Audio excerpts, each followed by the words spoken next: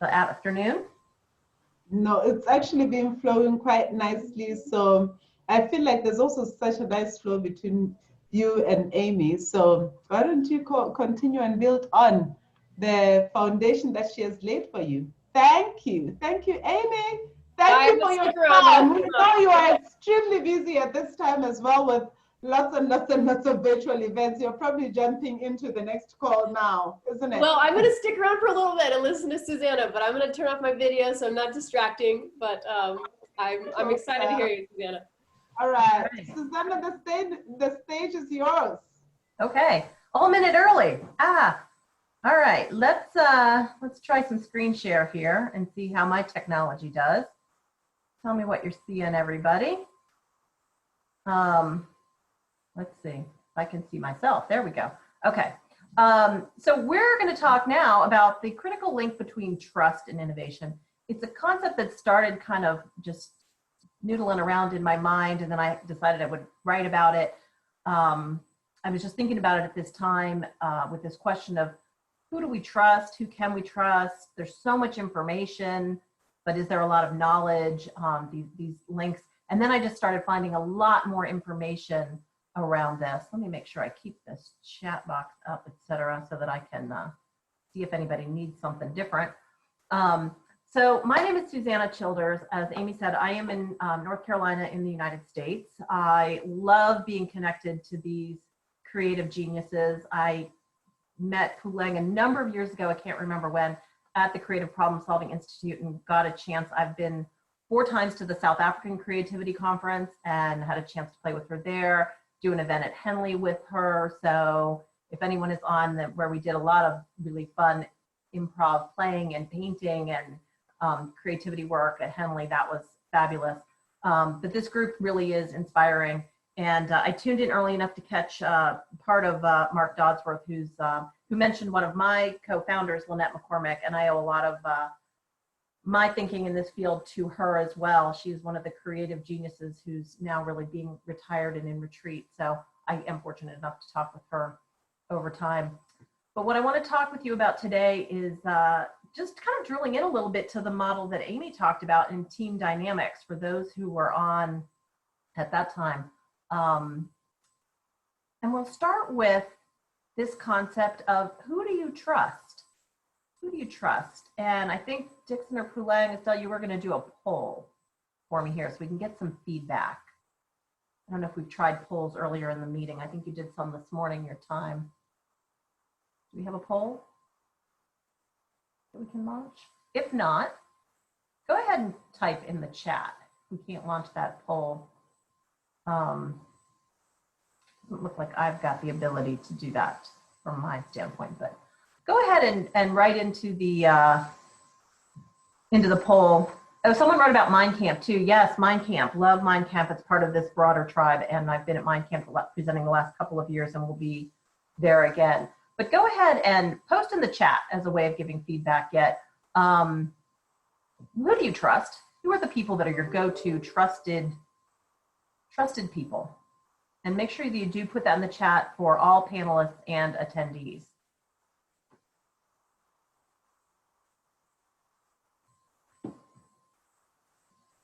Yeah, it starts with myself, Mark. Yeah, absolutely. If you don't trust yourself, it's an uphill battle all the way. So the self-work, the self-reflection, super important. Mark's breathing exercise, for those of you who were here earlier with Wim Hof or others, and focusing on breathing, focusing on heart math. Are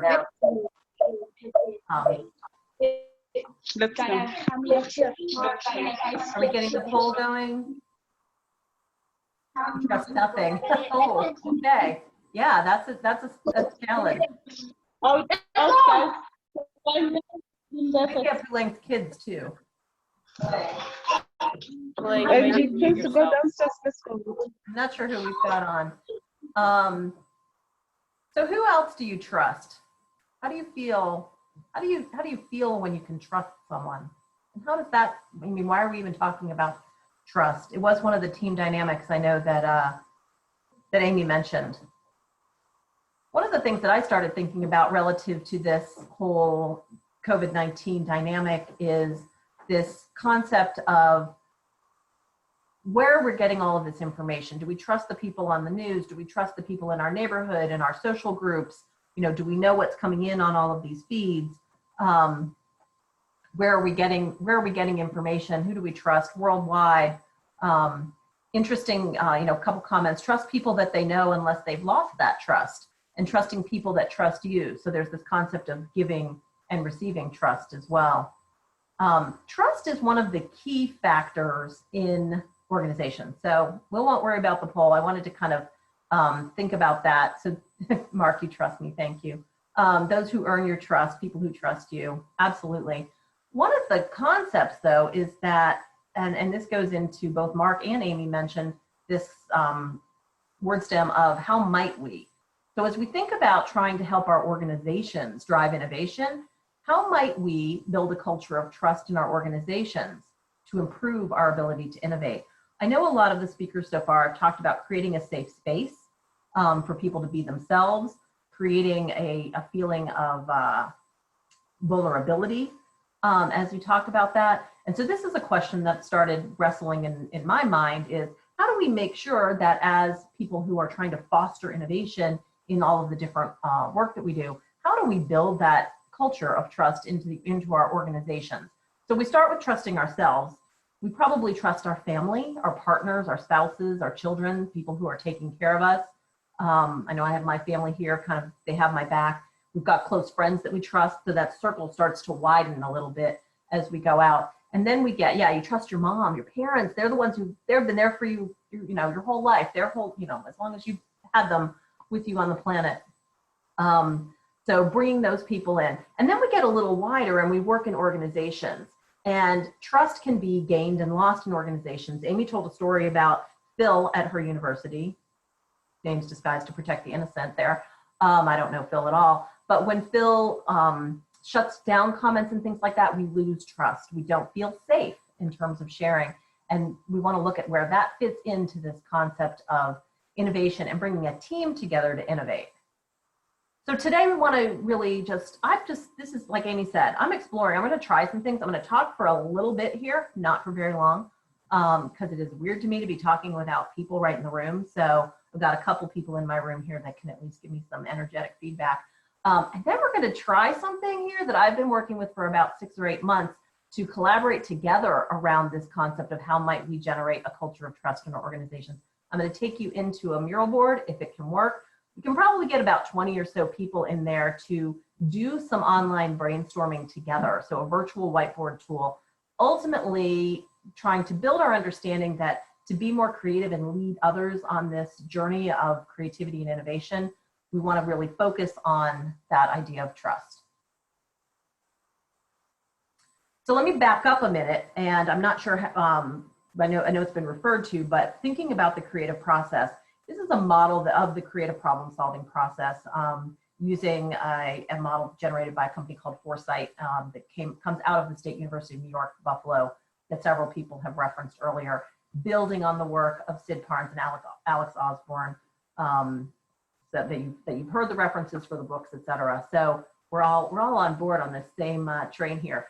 The creative process starts with clarifying the challenge, identifying your goal or your wish, gathering your data, and clarifying your problem, flipping that problem into that how might we kind of statement. It's understanding where you are in your life, in your business, in your problem, your challenge, and thinking about what you want to create. So I know it was referenced earlier that Alex Osborne talked about, we have the ability not to just live life as it comes at us, but to practice, as Amy said, deliberate creativity and create the life we want. So whether you think about it as flipping a problem or creating a future, we want to start with, where are you? What's your current situation look like? From there, the little arrows on this chart look at divergent thinking and then convergent thinking. So we expand the possibilities and then we hone in on something that we can work with there.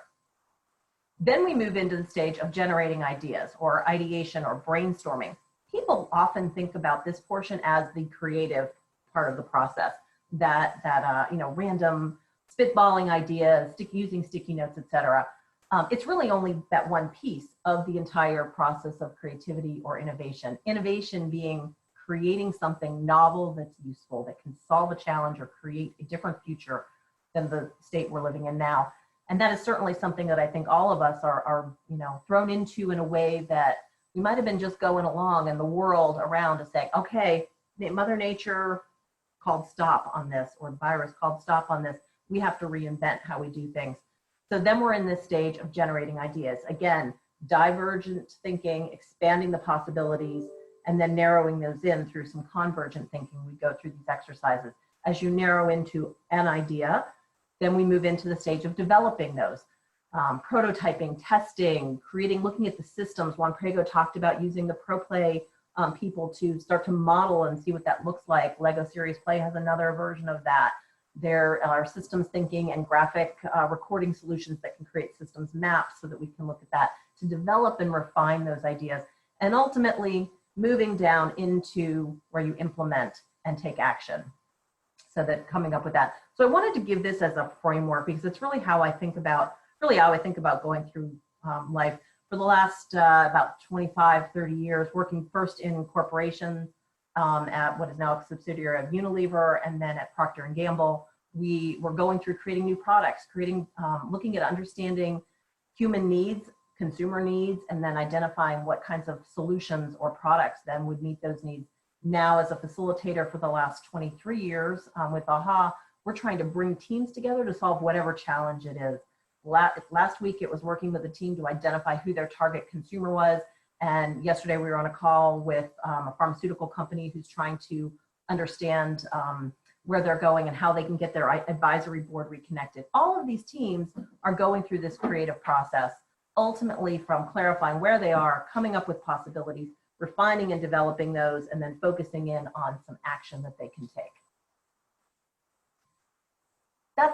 You can go through that. You can go through that process, go back to that, as an individual. We go through that every day. I love the age-old challenge of what's for dinner. My 23-year-old daughter said, the becoming an adult, we call her a baby adult, right? She's living on her own.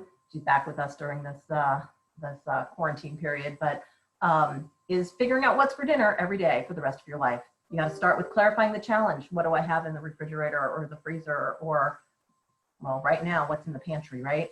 Generating what are the possibilities from that, coming up with some solutions, testing things. She's been baking bread. How do we prototype that and keep trying those kinds of things, ultimately taking action so that we can eat each day still, even during this time. So we go through this as an individual. It becomes infinitely more complex when we have teams brought into the mix. And Amy talked about the difference between groups and teams, and tough challenges really are solved through teamwork and through deliberate creativity. I definitely echo Amy's stance on that. It's really about looking specifically at the challenge and how do we work together better as a team. And we have all kinds of dysfunctions as humans. When we come together to try and work as a team, what we want to do is try and come together in a way that is productive and delivers high performance. So in addition to Amy's model, which I'm all on board with, I wanted to share another model from my friends at the Grove Consultants, the organizational consulting agency out of San Francisco, California in the United States. And they created this model. This is back from 1991, I think, based on studying organizations worldwide. Alan Drexler and David Sibbitt, who then founded the Grove. David Sibbitt created a visual model of this that he calls the team performance. And many of you who work and look at teams have probably heard about forming, norming, storming, performing kind of models. This breaks it out a little bit further into a 7-stage model. And he built in this metaphor of the bouncing ball. So really, I guess we've got some divergent and convergent thinking going on here moving forward. This model shows that teams in stage 1 start with an orientation. Why am I here? That's really what Amy talked about in her model as team purpose. That's around having that conversation and having people have some team identity, membership. They understand why they're part of whatever this effort is that they're doing. And many of you posted in the chat what your purpose was for your teams. We move next into, as the ball kind of gains some momentum or speed here, into the stage 2, which is trust building. So even if you've got a clear purpose, if you don't trust the people that you're working with, if you don't feel like they have your back, then you end up in this facade, mistrust, caution, people saying things and doing things that shut down, as opposed to, on the right-hand side of this little ball over here, a sense of mutual regard, forthrightness, reliability. You know you can count on those people. When you're working with your family on something, even when you have disagreements, you know they have your back, they have your best interests at heart. And if we can be clear on our purpose, we can move forward together more directly.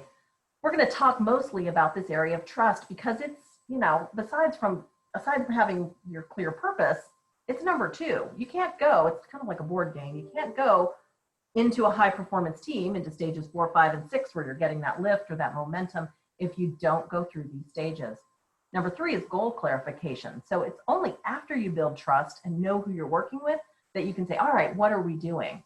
So if we don't have trust, we got nothing. We go back, we get stuck there, for example. So some teams where I know who had that issue, was working with a team a number of years ago, and the team seemed to be working along just fine. And then we're moving along. We thought we were, into commitment and moving into implementation, getting some work done. And then the manager came in and said, well, no, that's not what I told you to do. Why wouldn't you do this? He didn't trust them. Therefore, as a key part of his team, the whole team goes back up here to number 1 or number 2. Then you kind of revert back to wherever I've called the lowest level or the least, progress that any member of the team. So when a manager comes in and doesn't have trust of the people that are doing the work, you go back to zero. Do not pass go. You don't get to continue the game until you get this resolved. So we're going to talk a little bit more about that. Just to complete the model, you move into, after trust, goal clarification. What are you doing? Then you get into how. So then you get into the how can we do this. Back up here in trust building, we're still in the who are you and how might we, what are the possibilities? It's an open kind of portion. Once the rubber hits the road, the ball hits the ground, then you move up and out into implementation where teams are just clicking, moving along. Have any of you been part of teams where you felt like, yeah, we were working, we were driving, everything was moving along? I know I've been part of those teams where we get into the groove, or you get into flow, for example. They talk about that with sports teams, where they're able to communicate in soccer or football, which we watch a lot of in our household. You can see the teams that are really working together as opposed to somebody that's working by themselves and taking the ball all the way down the pitch. If they're working together, they're passing, they're using each other, they're anticipating each other's needs because they have their back and they trust them all the way around. They have that trust to even pass it backwards. Using that sports metaphor, we can think about how we move this team forward further. Any questions? Let me stop there and see if there's any questions popping up.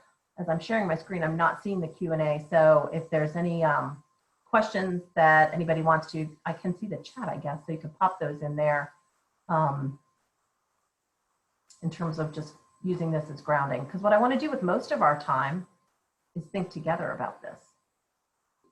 Any other questions?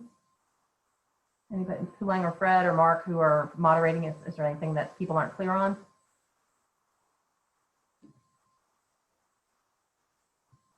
Okay, so we're going to talk a little bit about what's working in terms of the world with this idea of trust and teams and thinking from the individual to the more global sense and what's not working. One thing we know, as I started really kind of pondering this internally, naturally as my attention went there, articles and lots of information came up, and a couple of different resources I found showed some information. This is a great article. It's in the human resource field, but Josh Burson's article, it's called The Big Reset. The link's here, or I can post that up in the chat afterward.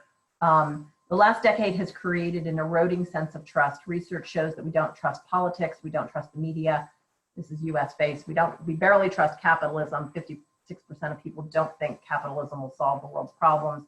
We really have decreased in our overall ability to trust anyone kind of outside of maybe that small nuclear sense. And then that goes back to organizations as well. However, not to be a real downer on this whole thing, there's a lot that is working right now. We see in this time of challenge when we're physically distanced, unbelievable connections in terms of social connectivity. We see this, these are a couple pictures that I found some on the internet, and I see this in our neighborhood. We're actually in the US still able to get outside of our houses and take local walks, and people are drawing chalk on the positive supportive messages. There's a house around the neighborhood. If it rains, they just put a new message out. The mom and dad are out there with the kids, you know, drawing these great messages. Another friend of mine, I've been seeing a lot of these little kaleidoscopes. So really trying to support one another and show how, you know, even these messages, if we stand together, we can change the world. We see, you know, the rise of Zoom, so we're stuck in front of our computers, but the connectivity that's been through this constraint of being physically apart, we've created connections. I know there's groups that several of us are on. Izzy, who you'll hear later on, is hosting a Friday happy hour for a bunch of us who get together at Mind Camp, one of the other creativity conferences on Fridays. My family had Zoom happy hours on Sunday evenings. So we haven't all done it, and we haven't done that before. Why? We're in different locations. Why haven't we gotten together on that? My husband's in a poker group, and they found a way to play online so that they can still have that connectivity and community together.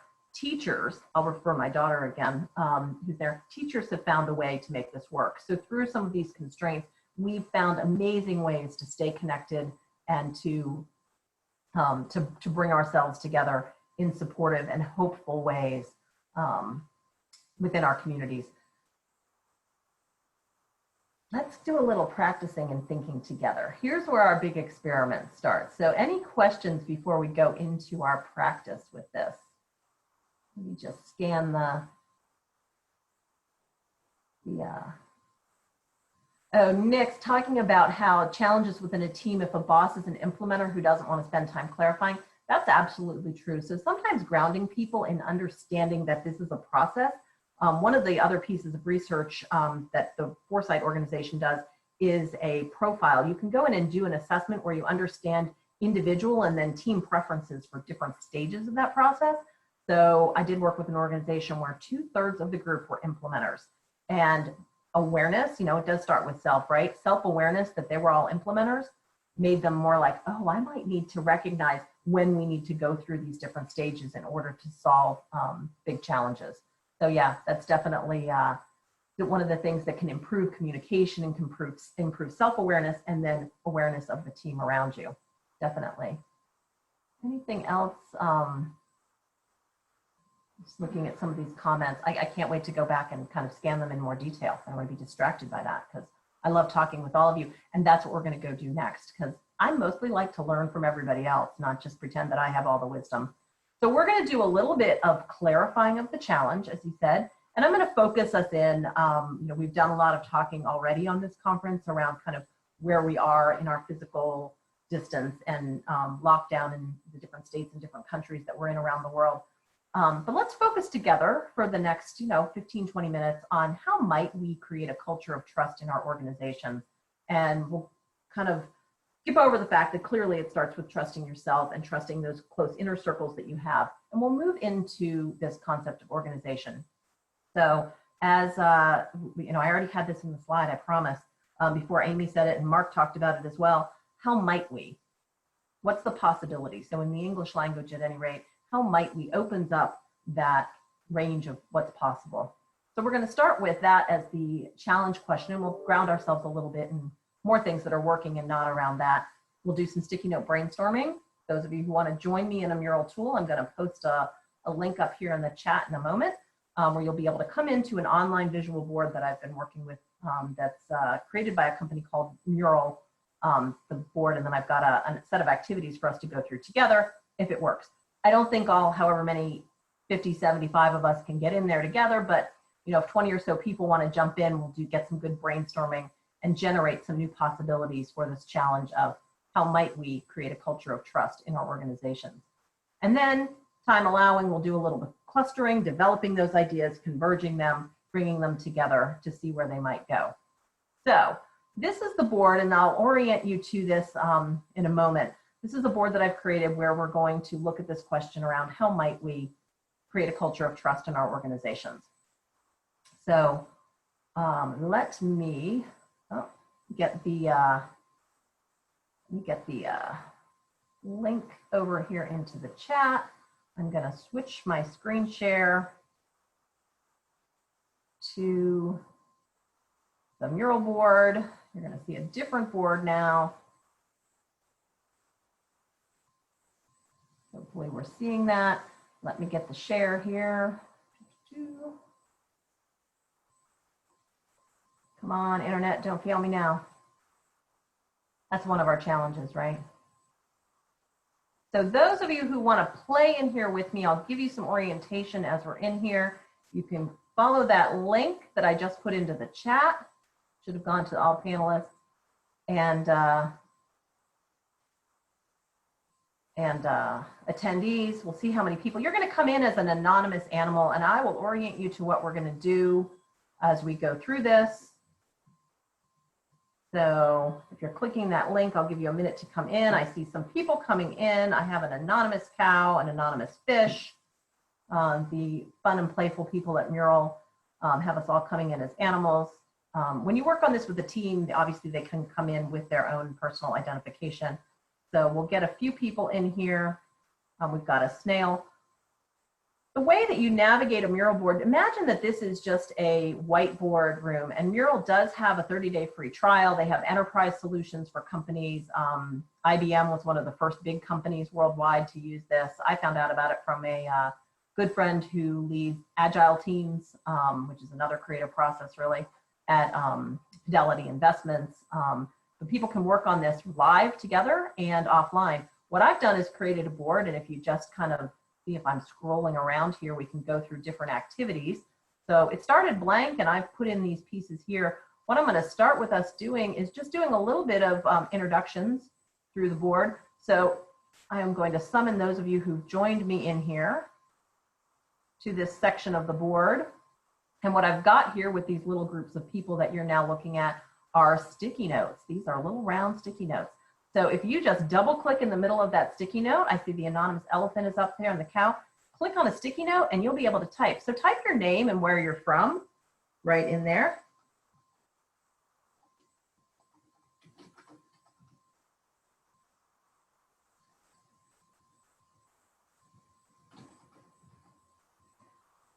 You can zoom in further. I'll zoom in my screen so those of you who are watching my screen can see this. If you go to the bottom right-hand corner, there is a kind of guide map that will allow you to get on there. You don't have to put in a text box or anything. You just can zoom right in. I see we've got people making them bigger and smaller. That is fine. If you click on that circle and then drag the blue corner, you can make these bigger. So if they're not big enough for you, make it the size that you like it. See, we've got a few people coming in here. We're able to click on these and add some sticky notes. So I'll give you a minute just to kind of get oriented to how you're doing that. Imagine you were in the room and had a pad of sticky notes in front of you. How do I not have a pad of sticky notes at my hand? You have a pad of sticky notes and a Sharpie. These are my go-to tools in in-person meetings. I can't do that right now because I can't get together with all these fabulous teams, but I've been delighted to work on this type of mural board where we can do this together so we can start doing some creating. So I'll give you just a minute or two to go ahead and put your names in there. We can do all kinds of interesting things in here as well when you're working with a team, and I'm not going to take this giant group through it, where people can add images. You can upload pictures of yourself. You can upload avatars into here. And they have a wide range of tools over here on the side that you can use to introduce yourself. I'll just demo one here for you. If I wanted to do an introduction, you know, one of the things that we talked about in terms of creating trust is letting people get to know each other. And so one tip that I know has come up already a little bit is providing that safe space. So you might do a check-in or introduction. And it could be a right now I'm aware of, and it could be right now I'm aware of a sunny day. If I type sunny day in here, my internet can go and keep up with me. It'll bring up images of sunny days. You see those popping up? And so we can do a check-in by bringing those in. If somebody wants to try that, feel free.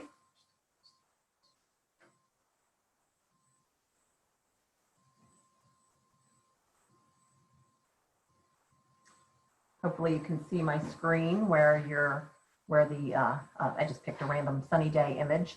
that came up here in North Carolina, at least in my part of North Carolina. It's a beautiful sunny day. You do that by this toolbar over here on the right. So we've got people from all over in the world coming in. A few people maybe adding some pictures. So if it wasn't a webinar and we had an 8 or 10 or 12 person team, we could be talking to each other as well as we're doing this. So we might put some pictures in, add some introductions, share where people are from, find out a little bit more about each other, and ultimately be adding to our ability, as we see in this team performance model, to build trust. Who are you? Who is the human that I'm here to work with together? So I wanted to show you a little bit more about this tool, and let's play with it together. Those of you who are in here, I'm gonna bring us down here to a little chance to do a little brainstorming, a little sticky note brainstorming with virtual sticky notes. So let me summon all of my anonymous animals down here now. We'll leave our introductions behind. Summon you down here to where I am looking. And we're gonna start with these green sticky notes, and we'll start with all the things that are working around how we create a culture of trust in our organization. What's working right now? Double click inside one of these green boxes and add some of those things that are working. And I'll zoom in a little more on that section so those of you who are watching on the webinar can see as our anonymous animal participants are putting these in. One of the things that I can do on this great tool, I have no vested financial interest in Mural at all, but I can put a timer on. So from our creativity facilitation standpoint, I can say, let's just do this for 2 minutes, and I can start my clock up there on the top of the mural board, give people a time limit. So let's get as many, we're going for quantity here. One of the guidelines or rules of brainstorming, part of creating a safe space, is there's no wrong answers. All ideas are good ideas right now. We're going for quantity over quality, and we're not judging the ideas of others or of ourselves. So any idea is good. Go ahead and put any additional ideas in here. We've got a spider and a raccoon. I think it's fun to see the zoo of people that are engaging here. We've got some ideas that got a little large. We'll just make them, we'll put them back to regular size. And we can see some of the ideas that we have coming in here. I'll zoom in more so those of you watching the video can see these. We've got predictability, acknowledging that we're trying new things, having an open mind, having respect, starting from a place of trust rather than distrust, assuming positive intent, I would add. Yeah, absolutely. Building on each other's ideas, tapping into this concept of improv, and that Amy talked about, yes, and we can build on that. Sharing our vulnerability. I know one of the things that also is highly related to this is the work of Brene Brown. If you haven't read anything by Brene Brown, check her out. The vulnerability, she says, sounds like truth and feels like courage. So trust can sometimes be hard as we're trying to establish that and build team. But I love this concept of starting with trust rather than distrust. Ubuntu, I'm not gonna say it right. Yeah, I see you, showing up and being fully present in the meeting. I noticed one of the comments during Amy's session was around this idea of people having to participate and having to actually show up. And that can be scary. So if we give people safe ways to do this, some of these tools, whether you do this in person or digitally, people can come in anonymously and add their input. I experienced this just last week as a team that had a very strong leader and the founder of the company. What she said always went. And when people had some freedom and some ability through some different ways to give their input in small group meetings, through tools like being able to do sticky noting, we had the team felt liberated. They were free to speak their mind. It turned out there was some building, and it wasn't complete disagreement with what the founder was saying, but they finally got their voice heard. One of the things that works about tools like this is it draws on visual thinking, which inherently supports our ability to then all see the big picture. We find out what we have in common, and we can build and gain understanding through communication more about where things might be challenges or points where we'll rub up against each other. Oh, Brene Brown. Brene, she is in the United States in Texas. She has a number of books out. Brene, I can put her name in here. I think that's correct. But if one of the other panelists or someone wants to pop some resources in there for her, Rising Strong, and she writes and has done a ton of research on vulnerability. She's just an excellent read.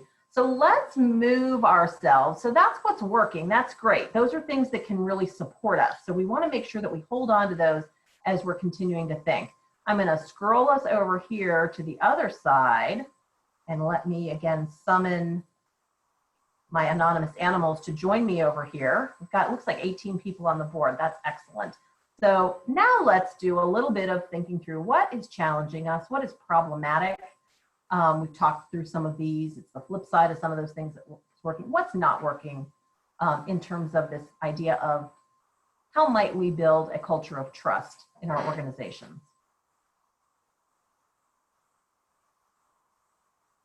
When we forget to ask about each other's lives or some of the things, misinformation, judgment. Yeah, we need to create those judgment-free zones. When people don't show up on time, yeah, some basic respect kinds of things. Misinformation in the era of information. I was reading just yesterday around this concept of how there's so much information and there's not necessarily knowledge. And so if we can shift, I think it might have been in an education-related article, shift from knowing facts, because we have access to all kinds of information. What we need to do is be able to think and apply that creatively and apply it together. Conspiracy theories, yeah, those don't really help, do they? We want to be seen as experts. Yeah, how can we shift and create this vulnerability where people aren't, it's not about knowing, but about being curious, about working collaboratively, about supporting our community, creating on feelings instead of facts, making it personal when discussing your business. Yeah, when we forget to care about each other, people not doing the work they say they'll do. Yeah, that starts to erode trust. Using yes and instead of yes and. I hope I gave the emphasis right there. Yeah, yes and. A generative, inviting kinds of language are the things that we want to remind ourselves to do. Sleep is a challenge. Sleep, we're not working 24/7 and being always on and always connected. I know Pauline shared and she had her kids in. Those are definitely challenges that we have. Let's get a few more just here. Let me give you one more minute because it's kind of fun to be adding sticky notes. We're just going to do one more minute. I'll set that timer going again to keep us going.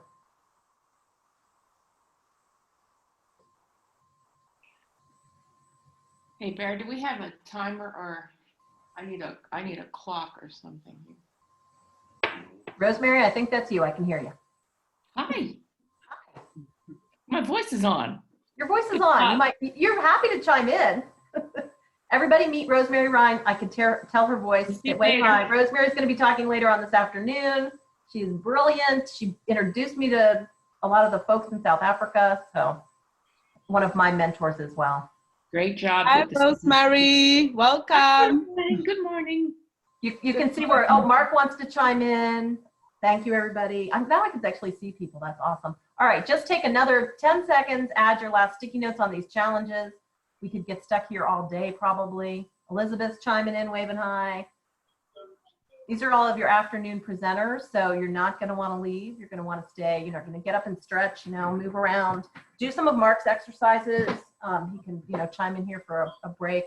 But let me keep us moving with one more activity so that we can see how we start to overcome these. Because now if we've identified what some of the challenges are, we can go, oh yeah, someone was asking about the clock. That's a little application on the mural board where we can put time on. The other tool that I use, some of you have probably seen these, is a time timer. If you do anything with design sprints, this is a great little tool. This is a visual clock. Well, I use this in person, but you can use it, on your screen too. And they have an app for it as well. You can download this and have it online. So you can have a timer going like that as well. That's just a facilitation tool to keep people on time, keep people focused in terms of the work that they're doing. All right, so if I can have my anonymous animals click somewhere outside of those yellow squares one time so that we can free those up. Some of the things that we want to do with these are to start to say, all right, how can we prioritize these? There's different types of activities that we might do. We're not going to demo them all today because this is not a full session, where we might start to sort and cluster those ideas into different priorities. One of the other things that we can do, someone really liked that that one, dragging it out. Yeah, so you can drag them and put it back. This tool, what I really love about it is it's so intuitive. This may be the first time many of you have gotten on here and are able to see that. If everyone clicks out of the yellow boxes for a second, just somewhere in the white, I'm going to let us just demo one additional feature where we can do some voting. So let's try and get some consensus of the group about what the biggest challenges are, because then we can do that convergent thinking and start focusing on that. So if you're seeing my screen, I'm setting up a voting session. The most challenging problem in creating, I can't spell, a culture of trust. No, not Turst. There we go. All right, I'm going to give each, I'm just going to give, well, we'll give 5 votes. I can set the number of votes here in this to allow based on the participants that we have. So what you're going to do by voting when I click next is you're going to see a screen that goes up. Just only click on a yellow card, and we want you to click on the 5 yellow cards that for you represent what the most challenging problem is in creating a culture of trust. I'm going to start this voting session here in 1 second. And hopefully, again, it will continue to work here. You're going to be able to begin voting. You want to click on a card to vote. You can shift click or right click and change your vote. Everyone's voting anonymously. So for those of us who, those of you who are watching on the screen and not in the mural board with me, you're not seeing voting happening, but it looks like I've got 25 people in here voting. We can watch how these people are moving along. Looks like the cow has added their votes. So as the facilitator, the cow has voted very quickly, as has the penguin. We've got a green cow also voting quickly. You can see how people are starting to use their votes, but we don't know where they're going. So it's true. It's even more anonymous than using dots in a room where people can sticky note, because you really get everybody's personal perceptions. So you just click on those yellow cards. Go ahead, and if you want to be voting, I was not voting because I'm facilitating.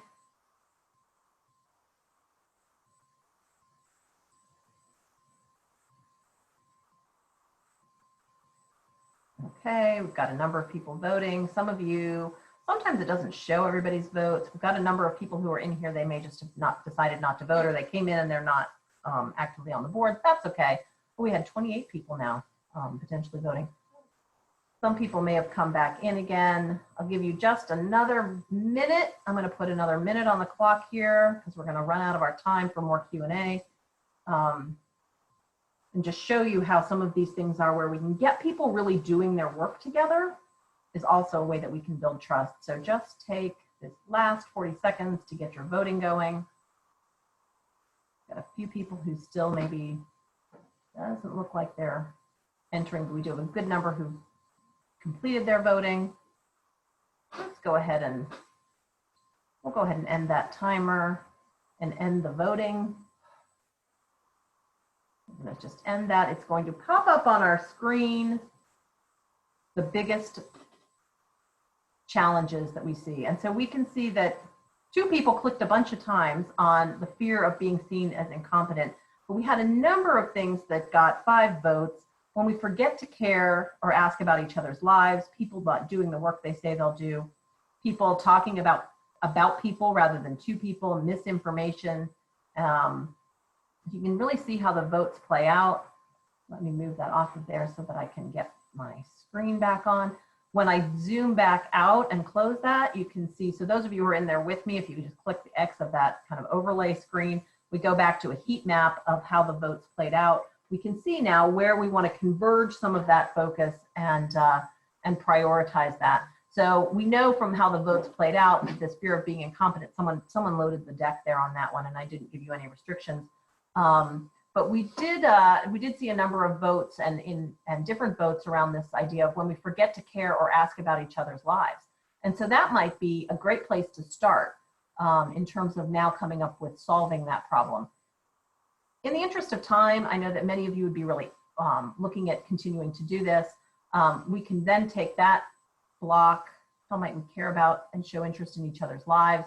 I think we've talked a lot about that today. Oh, I'm going slow, scrolling around here, zooming in and out. We can bring that down and start to, I can copy that and bring that down here to a session where we can start doing some ideating around this as a team. What are all the ways that we can now solve that problem? Let's just take 3 minutes and as many ideas as we can get down here in the blue dots. I'm going to summon you down here to these blue cards.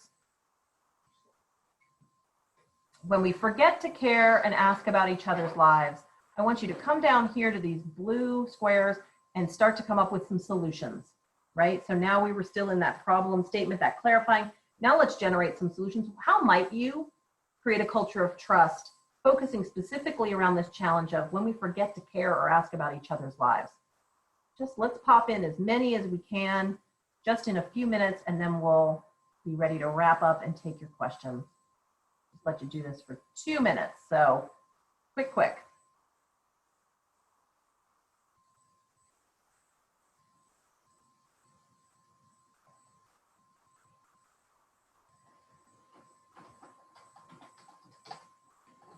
Now I'll add some of my ideas and things that we know we do.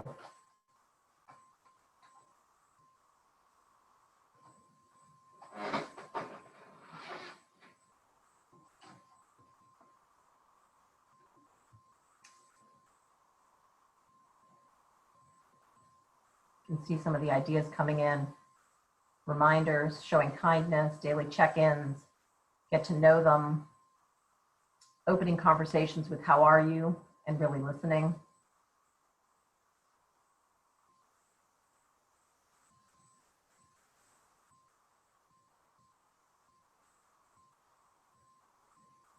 Practicing gratitude.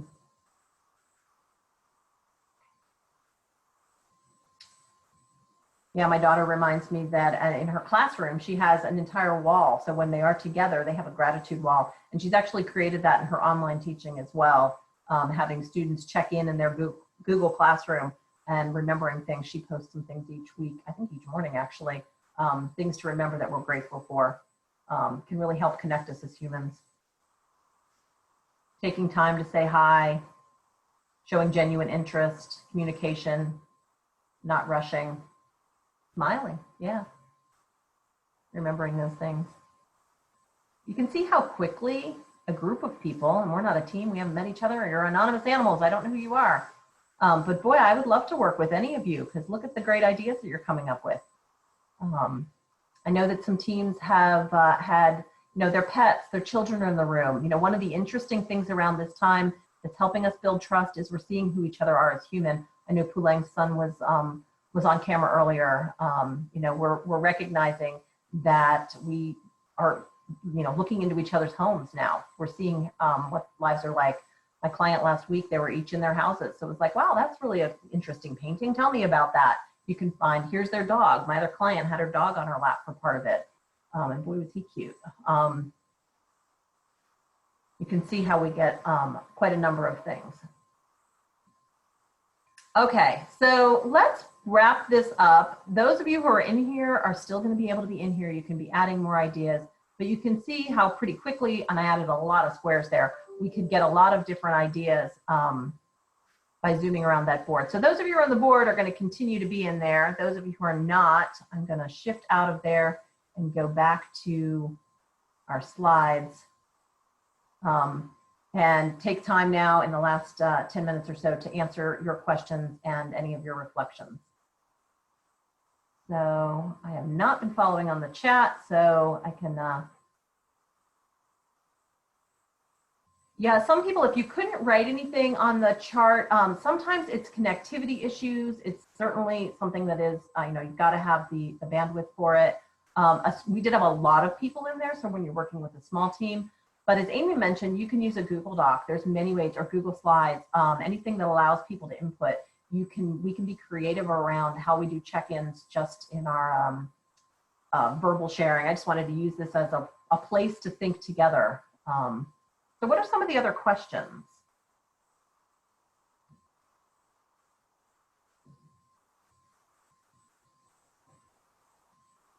Anybody else?